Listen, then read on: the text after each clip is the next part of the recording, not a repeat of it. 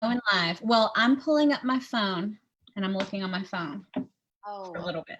But we're live. We're live. Yes, I see. That means. Oh, that's not gonna work. Cool. Okay. I can see people. Well, I can see Tiffany. Hi, Tiffany. One person is watching us, and it's Tiffany. I'm coming. Hi, Jana and Augie. Hi, Larry. Did you already have church? Larry is one of our clergy friends that we've made in the course of this pandemic. Hi, Paul. One person is watching us, and it's Tiffany. I'm coming. Hi, Jana. Hi, Heather. Welcome. I was going to say something. Oh, look at our people. Look at them. There they are. Wait.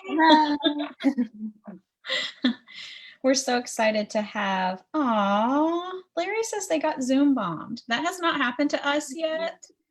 I'm scared. Hope not. Larry, send us a private message about what happened and how you think it happened so that we can try to avoid it. Hey, Christopher. Hi, Jose.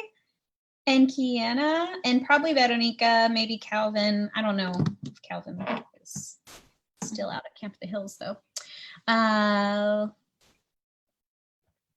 Welcome. Slow day. It's a slow day in July, as is our custom in Texas, pandemic or not. We're happy. Hi, Dad. For the people who are here with us. Yes, it is always slow in July. Let's see. We're up to 15 now. Woohoo! There's Lotto. Man, Matt goes off for Air Force duty and nobody, well, half the people are like, can't sign on if Matt's not here. Just kidding. Hi, Rhonda and Jill. Okay, should we give some announcements? Yes. Okay, just a few announcements. Welcome, everyone. Welcome to our weekly online gathering. We had a little break last week, which was very nourishing for my soul and Aurelia's and Matt's. I think we got a bit of some renewal. So thank you all for bearing with us through that. Just a few announcements this week. One is really cool. With our mask fundraiser, we sold about 150 masks and we raised about $1,100 for the AJC. So woohoo, thank you for buying masks. That was awesome. Oh, we are gonna do communion together today. So we invite you now to slip into the kitchen and grab a bite of something and a sip of something. I have a banana here and some coffee.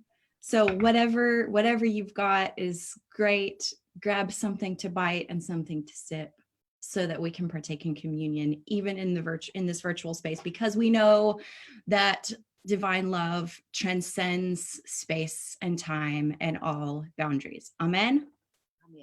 Amen. You're here. Yeah. So aside from that, please join us this week, Tuesday, Wednesday, and Thursday for Coffee with the Pastor live on Facebook at 10 a.m. We have a couple of guests this week. On Tuesday, our friend Jarrell Wilson will be joining us for Coffee with a Guest Pastor. We're very excited. He has preached at Peace and was supposed to preach, but then it got all messed up again because of COVID. So here we're having him jump in on Coffee with a Guest Pastor, and we're very excited about that. Also, we have my good friend, longtime friend, Tim Foreman, who is a social worker in hospice, who's going to join us on Thursday for kind of a chat about death. We're going to chat about death on Thursday. Let's talk about death. It's going to be great. Yeah, no, so that's all of us. Me, Matt, and decided to ask Tim to come on. Yes, so it'll be the four of us having a bit of a chat, and it should be pretty interesting because he's got a lot of interesting experiences and things to say. So join us in that space. And also, as always, please send us your prayer requests. We love to pray for our people. We love to pray alongside of you. We actually do that, and we love to share our prayer requests around in the community so that we can all know what's going on with each other in this time of weird disconnection. So send us your prayer requests. Matt usually compiles those every week and sends them out. Finally, we are a member-supported organization. We don't receive outside funding, and our folks are you guys are the heart, the lifeblood of this community and keep us going. So if you'd like to give, we have a link, we have a donor box link, which I'll try to add in the comments here so that you can support our ministry if you feel so led. All right. I think that's everything. Yeah. Sounds good to me. All right. I'm going to chime our hour then. I have the big chime today. Hopefully it won't be too loud. Chiming is a ritual that we do each week in our in-person services that helps us bring ourselves into a place of reflection and of awareness. So here we go.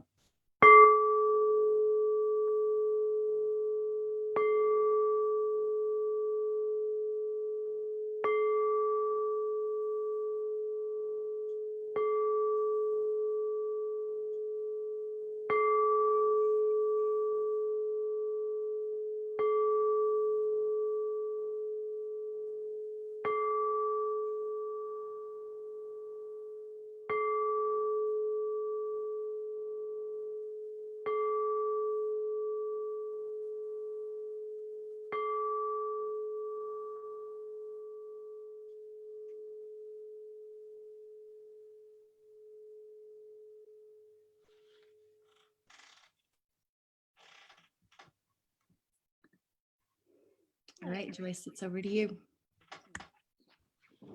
Good morning, kiddos.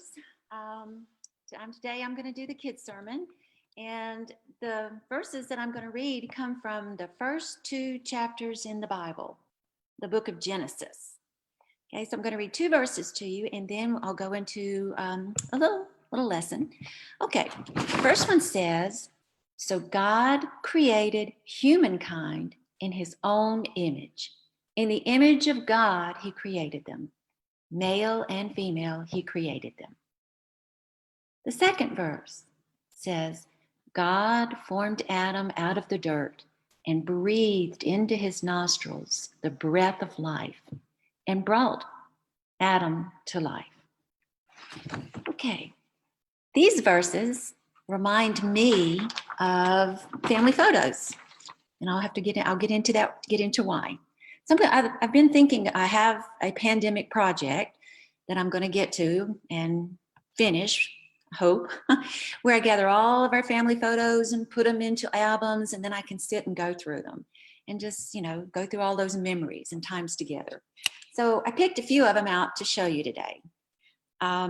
This one is a picture of my sister and my mom and myself, and we're in North Carolina during a time of the year when it's pretty cold outside, unlike now here.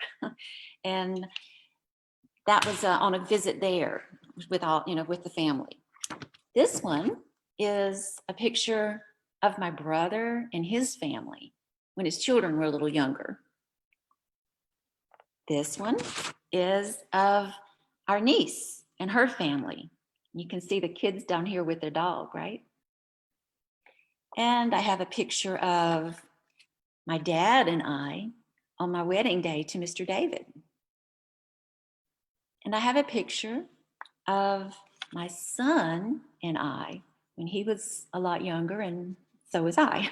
But all of these pictures, when I look at them, I think when you look at the pictures, a lot of these people sort of resemble each other, right? They look alike in some ways. I look a lot like my mom, but people tell me that I'm like my dad too in the way that I think and act, because I'm made from both of them. But I have a part of God inside of me because He is the creator of all humans. And each of us, all of you and me, we all have what our pastors call the Imago Dei. What is that? That means that we have the image of God within us. God put a part of Himself in every human being. So what does it mean to have that part of God in us, to be like God? Well, one, think. You can think and imagine and design and believe. So you can be creators of new things like God, our creator. And one of my favorite Bible verses, real short, easy to remember, God is love. And we are made to love and to receive love. That's part of our God nature. Another way that we're like our creator is that God is a relational God. And we like to stick together. We're creatures that like to stick together and form friendships and families and communities. And He also made us where we could have a relationship with Him. Even though He's not here in bodily form anymore, like when Jesus was on the earth, because we have God's Spirit in us, we can talk to God and believe in that, and know that in that very important part of us, that where God's Spirit lives, that He hears us. So this week, I want you to think that you, whenever you're, and two, if you have family photos around your home and you're looking at them, you resemble those people, right? Maybe in the way you look or the way you act or what you believe. Well, you have a part of God in you too. And you're going to, and what I want us to, when we look at those, I want you to think that because you are made in His image, that makes you very special. So I'm going to have a little prayer with you and help us remember this week. Okay? So everybody just bow our heads and we'll say a little prayer together. Dear God, help us to remember that every person we meet has a part of you in them, and that makes them very special. And help us to remember that we each have a part of you in us, and that makes us special too. Help us to live in ways that are creative and loving so that people can see your image in us. And we thank you for all the good things you give us each and every day. We love you and know that you love us. Amen.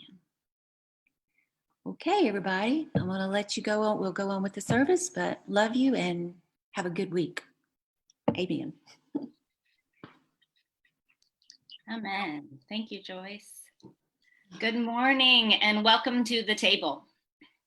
I realize you may be on a couch or in your kitchen, maybe in your backyard. I'm at my home desk. But wherever you are, you're welcome. All are welcome to the table this morning. If you haven't already, go ahead and grab your communion elements. Whatever you have is great. I have a fig and some coffee right beside me. So I grew up in a tradition of the Lord's Supper as a quarterly practice. Although I guess it's not much of a practice if it's quarterly. But anyway, I remember as a child being enamored with communion and with this ritual. I came to anticipate Communion Sunday whenever it came around. I even found myself trying to take part at home. So in a sense, I guess I'm a professional at this at-home communion, but I'm really glad to be here with you today. As an adult, this ritual has become an integral act of worship for me, and now I anticipate it weekly. The Holy Sacrament of Communion is not only a meaningful opportunity for us to come together, but it's also an opportunity for you and for me to pause and to center ourselves. It's a time to recognize our brokenness, the brokenness of our world, the brokenness of you and of me. Yet there is good news. We don't have to fix any of that to be here at the table this morning. And that's a relief. So in this time, let's pause to receive life and forgiveness with each other, as this is what unites us in the love of the Almighty. So please join me now in the Liturgy of Communion. I'll read the regular print, if you will join along in the bold. The Lord be with you. And And also with you. You Lift up your hearts. we We lift lift them them to the to the Lord. Lord. Let us give thanks to the Lord our God. It is right. Right to give our Give thanks. our thanks and praise. O holy God, as we come together in this moment to take of the bread and of the cup, may we be reminded that you are far greater than our brokenness. In this moment, together, we manifest your great love. Great is the mystery of faith.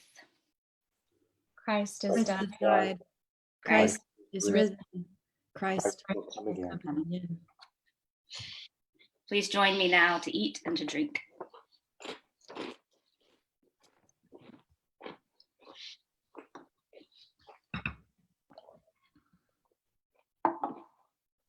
Amen.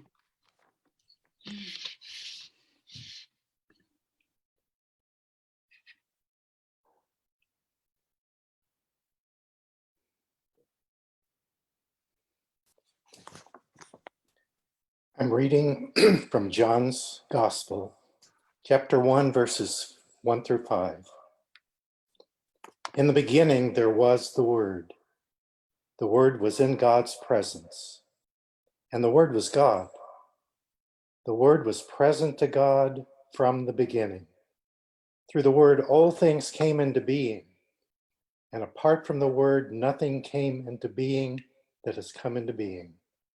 In the Word was life, and that life was humanity's light, a light that shines in the darkness, a light that the darkness has never overtaken. We hear the voice of God through these words.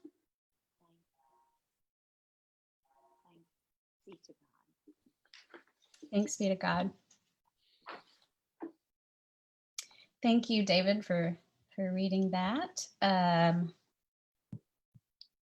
David read from the same. Let's see. Can you guys see me?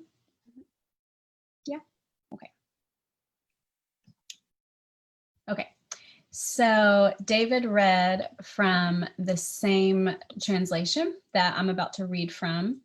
And let me make sure I have everything pulled up to record and to see my sermon. But here's the translation that I'm reading from. I've showed this to you guys before at a coffee, I think, or maybe for a sermon.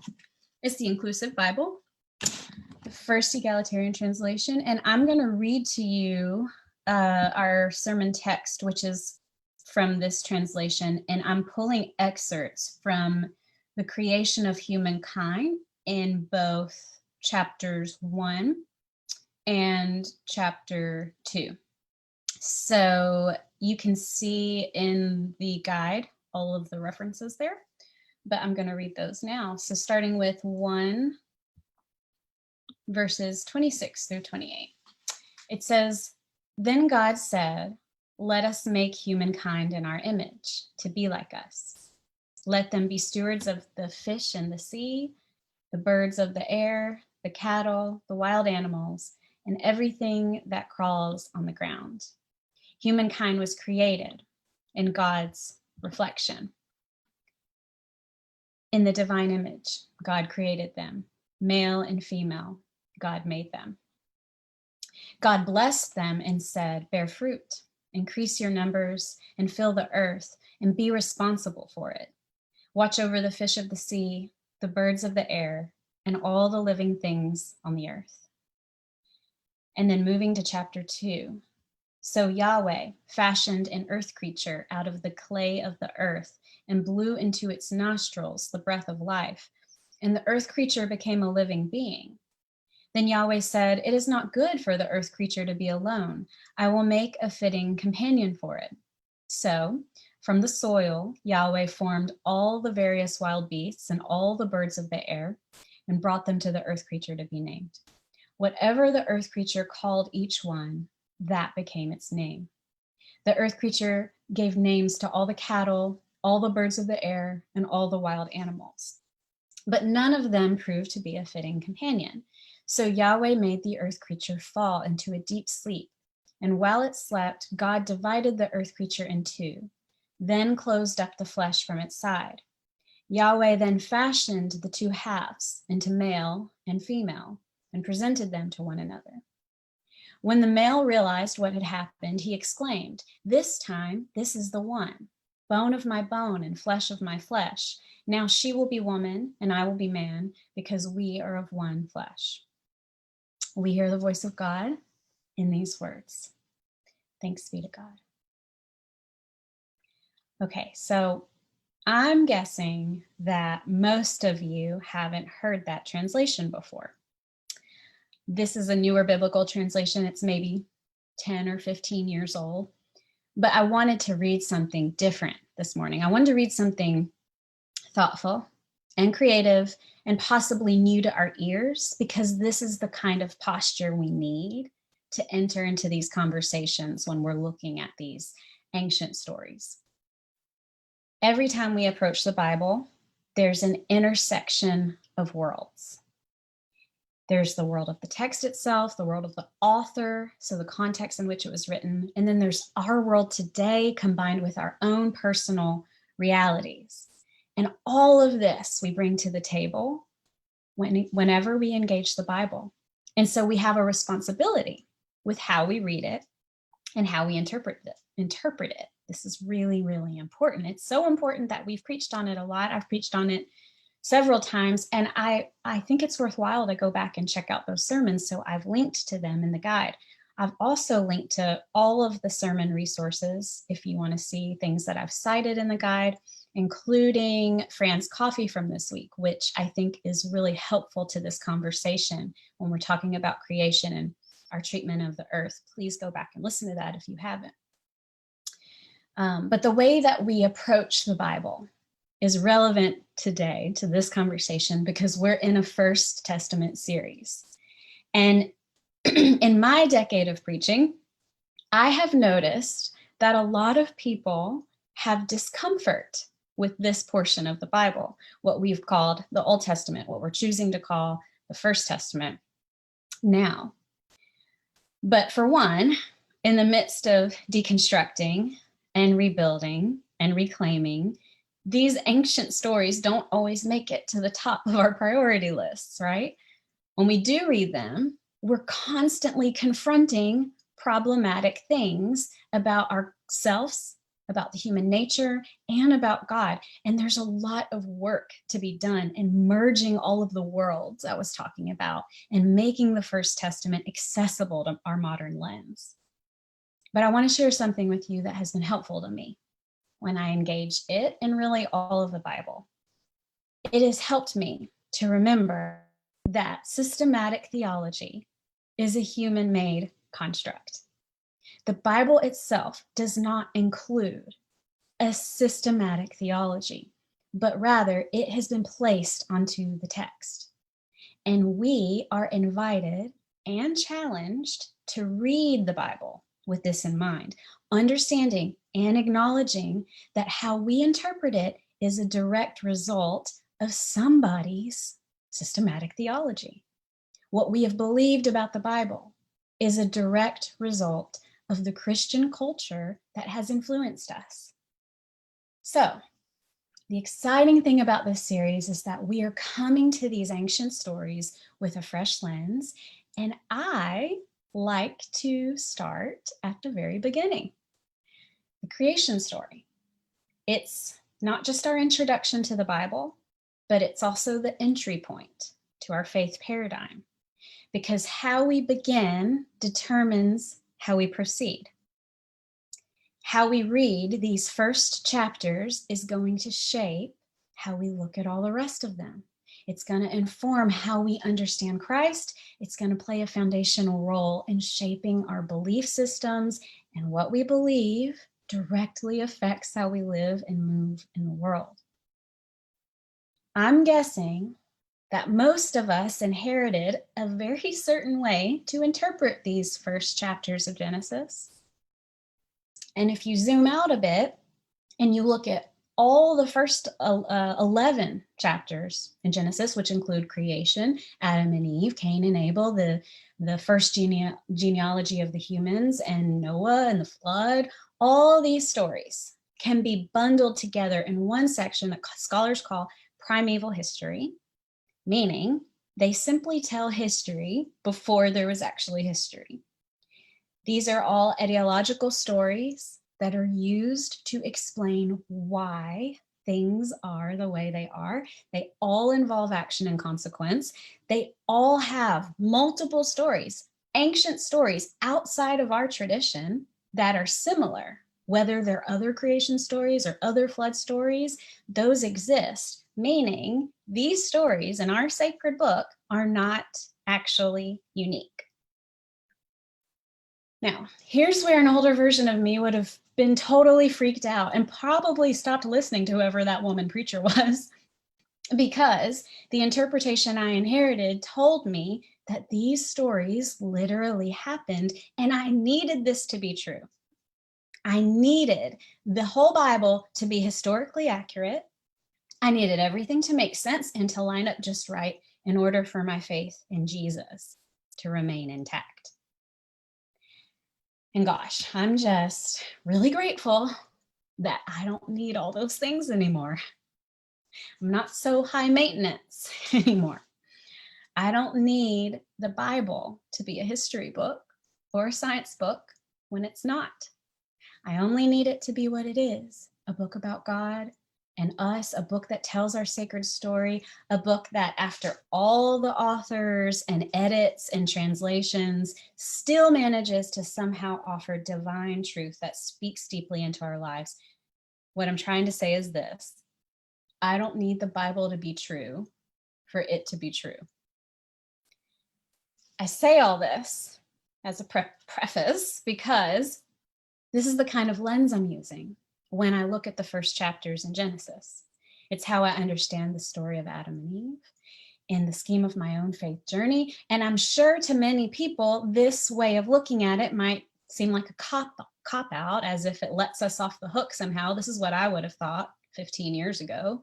But I think any of us who have deconstructed for any length of time know that this is not the case. We know that giving up our certainty is hard. Giving it up is difficult because certainty has been absolutely latched onto the constructs of our faith, right? And deconstruction is the work of disentangling those two things from one another. And we have to be really gentle with this process, tending to it with great love and care so that our faith is preserved and can be nourished and grow in new ways. And a lot of you already understand this because you've already experienced it, right? You know what it feels like to suddenly inherit the weight of your own faith work. You know how heavy that can feel, how overwhelming it can be. You already know how much responsibility is involved in being free. But I'm hoping you also know how beautiful freedom is. I'm hoping you recognize the beauty because we can see this same beauty written all over these sacred stories. We see it today as we zoom in specifically on the first two chapters of Genesis. Each of these chapters is a creation account, not one story, but two different stories. And each chapter tells the story a bit differently. Chapter 1, if you look at it, is more distant and powerful.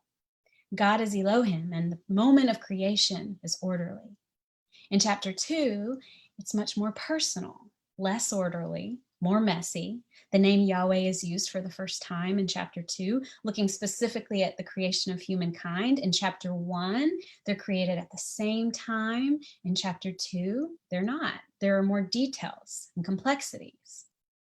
But either way, in our Christian tradition, these creation stories are responsible for at least 2 dominant narratives that have spanned the course of history. 1, the dominion of people over the land, and 2, the dominion of man over woman. These interpretations have propped up colonialism, the mistreatment of the earth, and the justification of patriarchy in ways that are well beyond the scope of this tiny little 15 to 20-minute sermon. But I will say this: if we are going to change our systems that are rooted in the creation stories based on Genesis 1 and 2, we've got to begin by personally unlearning these harmful interpretations within ourselves. I'm calling this the great unlearning, because dismantling the hierarchical ways of operating we've been taught, including the violent dominion over the earth and patriarchal dominion over others, will cause a domino effect in which our whole faith paradigm changes and where we are deeply changed and transformed as individuals. If we can change at our core, then we can normalize this change in our homes and in our churches and our societies. This is systemic change. We need the great unlearning to collectively wake us up to the truth, the sacred truth of oneness. Our creation stories tell us that we were made from the earth. And they also tell us that we were made in God's image. This tells me that all creation, including the earth itself, is part of the image of God. We're all connected, meaning the way we treat the earth is a reflection of how we will treat human bodies, including our own. And the way we treat human bodies is related to our treatment of the earth. Waking up to this sacred connection is important because our earth is in turmoil. It's never been more clear than now that we ravage the land and the water, and that we ravage each other with all our boxes and boundaries and with every bit of harmful doctrine we perpetuate. Texts like Genesis 1 and 2 have long been used to justify mistreatment of the earth and others, even though God breathing life into us was for the sake of stewarding creation, not dominating it. Spirit was breathed into us, not to ravage, but to love, not to harm, but to help. In fact, the word most often used to describe the need for the creation of woman is helper. The story of woman's creation is one of the most blatant examples of bad theology ever for the sake of power and control. But I read 6 translations of the creation stories leading up to this, not including the one I used today. And all of them, all 6 of them, used the word helper in describing the creation of woman.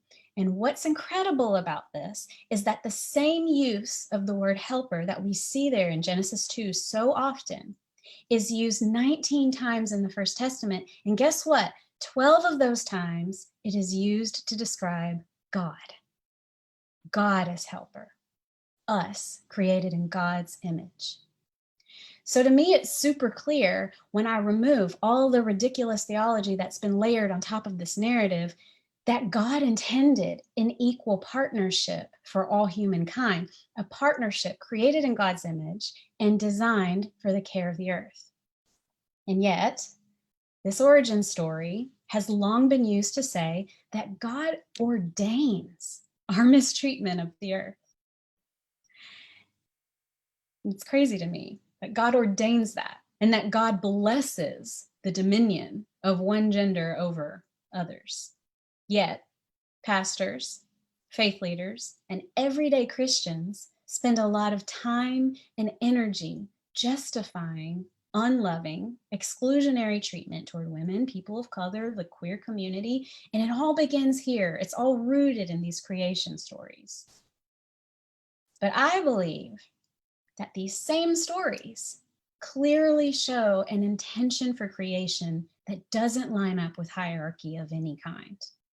We see God's hope in these stories from Genesis 1 and 2. We witness God's naming of things and calling them good. In fact, it's not until chapter 3 when humankind eats of the fruit of the tree of the knowledge of good and evil when things change. Prior to this, there is the creation of feminine and masculine. But it's not until after this partaking that gender is acknowledged in a significant way, where nakedness is associated with shame, where curses are doled out in the form of gender norms and roles, and where humankind are each given a binary name, Adam and Eve.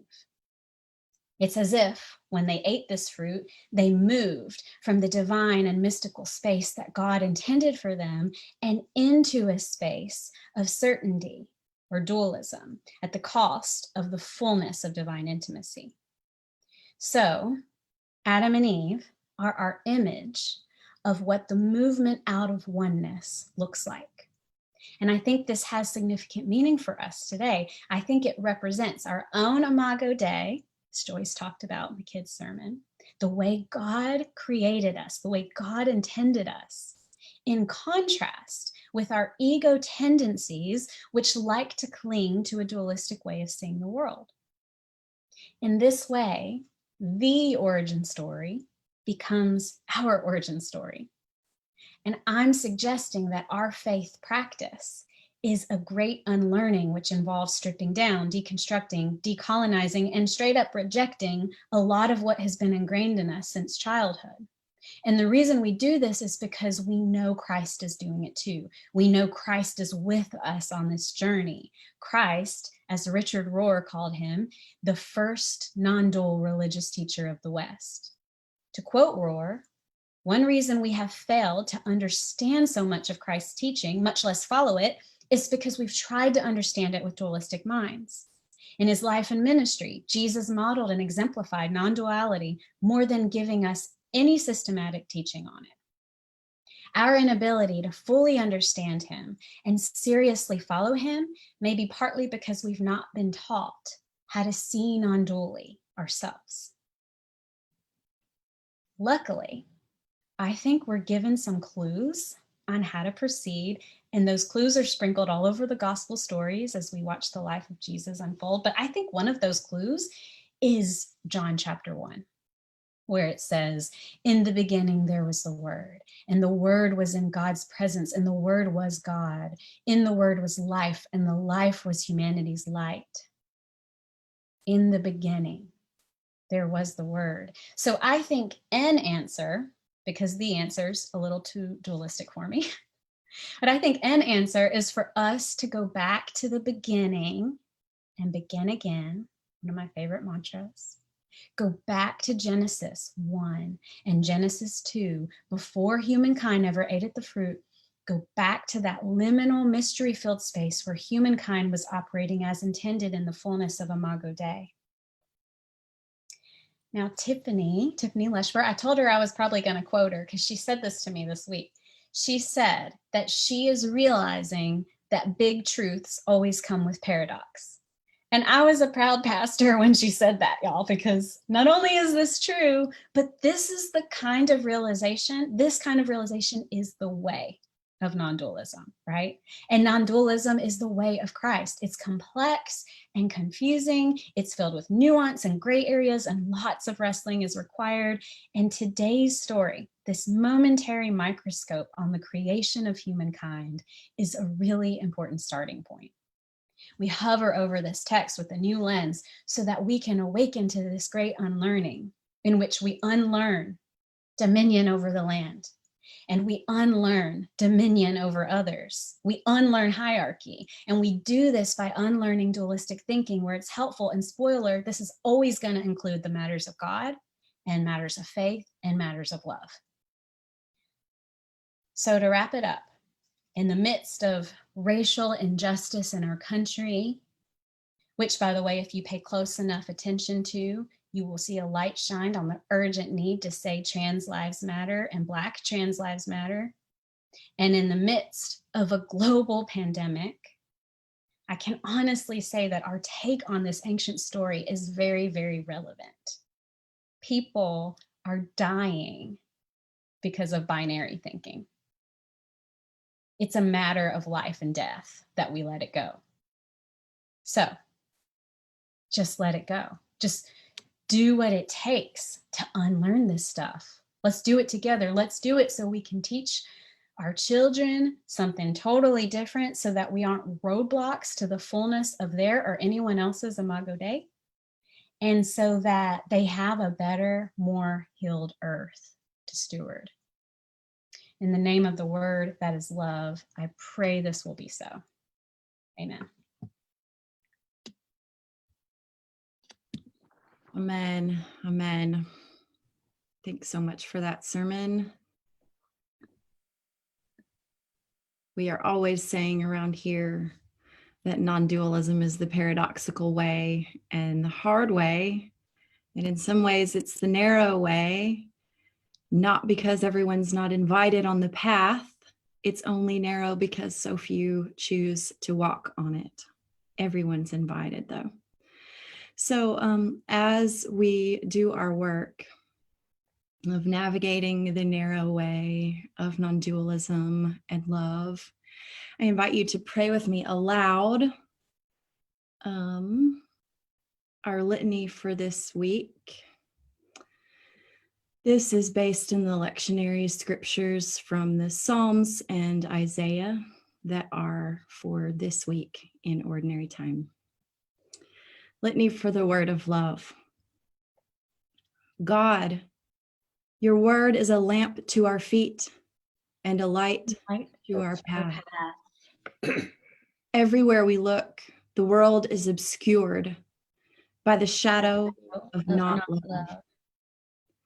People go their own way, heedless of love for neighbor, forgetting that to love you is to love humans, forgetting the command commands of Christ. We have withheld food from the poor And care from the sick. We have destroyed our fields and waterways And wonder why our siblings are hungry and and angry. angry. We are severely afflicted. Give us life, O God, according to your loving nature. Give seed to the sower and bread Bread to the eater. When deeds of iniquity overwhelm us, you Give our forgive our transgressions. transgressions. We incline our hearts now to perform your statutes, your ethic of love, your morality of care for neighbor, your ethos of justice for the weak.